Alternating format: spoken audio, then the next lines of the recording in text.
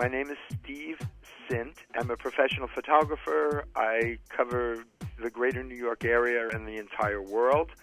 I've shot about 4,000 weddings and probably close to 1 million portraits of people. There was a time in my life when I did large format special effect photography in a studio setting only, but I became more and more interested in the interaction between the photographer and the subject, which is why I've gotten to the point where I primarily photograph people. One of the nice things about the SteveSint L358, which is basically one of my best friends when I'm on an assignment, is that the dome of the meter can be retracted. And once the dome of the meter is retracted, I can use that meter to read individual light sources. And once I can read individual light sources, I can turn around and figure out how hot I would like to have my main light and how strong I would like to have my fill light. It gives me the ability to set my lights individually so that I can get the effects I want.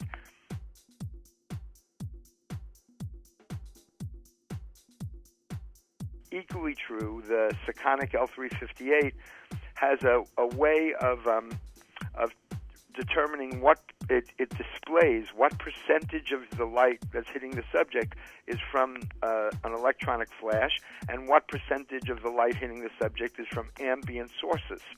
And it gives this in 10% segments, which means you can really fine-tune it when you're trying to balance ambient light and flash. Actually, it is quicker than making the decisions with a TTL meter. Because when you use a TTL meter, the meter that's built into your camera, the first thing you have to do is decide what tone you're taking a reading of. And after you decide what tone you're taking a reading of, if it's lighter than a middle gray, you have to dial in a compensation into your camera. Or if it's darker than a middle gray, you have to dial in a compensation to your camera to take that into account. And what I find is that instead of spending time worrying about my subject's expression and concentrating on how they look and how they appear in my camera, I'm spending more time playing around with changing the compensation level of my camera's meter. With an incident light meter, I don't have to do that. I immediately get to where I want to go. It's important to understand that what I'm really interested in and what I really appreciate about incident light reading is that it's consistent. If you're photographing a bride who's a sea of white and she's your primary subject, as an example, you find that the TTL metering systems have a tendency to read they're all set up to create a middle gray from whatever you point the meter at, the reflected meter that's built into the camera. So what happens is that if you photograph a bride who's dressed in a massive expanse of a white gown, the camera has a tendency to underexpose that photograph so that the bride ends up always looking sunburned. Conversely, if you photograph a groom or a bunch of ushers wearing black tuxedos, or you're working in a dark catering hall, for example, the camera has a tendency to overexpose the black tuxedos and the dark backgrounds of the picture to get that to be a middle gray. So you end up with a bunch of guys who look pasty and white.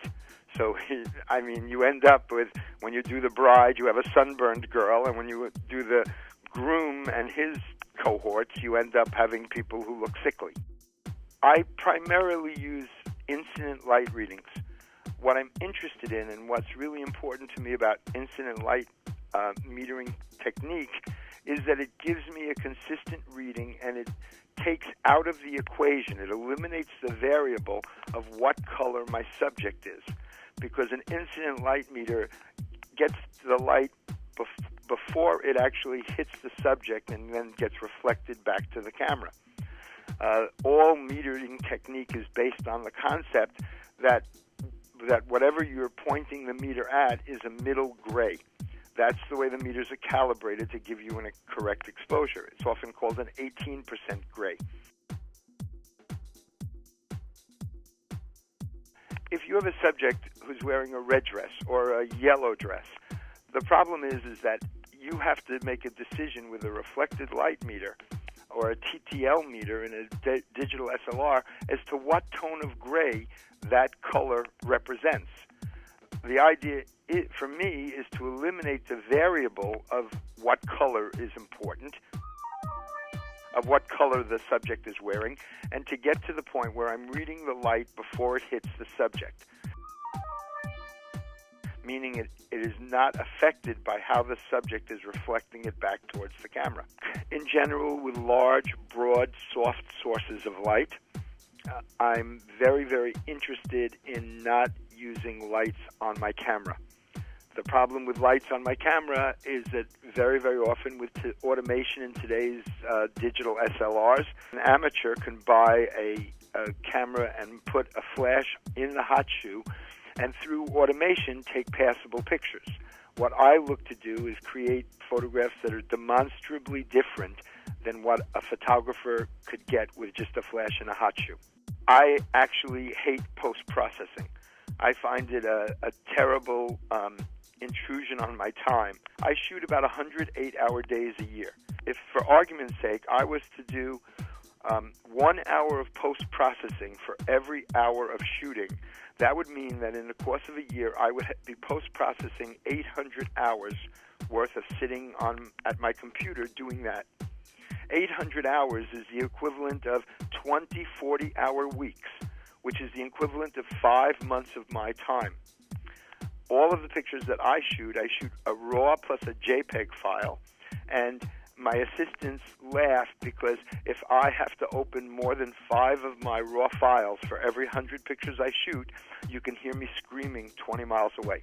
I just finished a book on portraiture. It's called Digital Portrait Photography, Art, Business, and Style, and it's an interesting project. There are 3 chapters on lighting. There are 2 chapters on posing. There's a chapter on psychology for the portrait photographer, and I'm hoping it's well received. In addition to my 100 assignments, I also teach at a couple of different workshops. The main media workshops is one of my primary homes during my vacation time during the summer. The book is being published by Lark Books. It's available at Barnes & Noble or Amazon, both on the web. It'll also probably be carried by most major camera stores.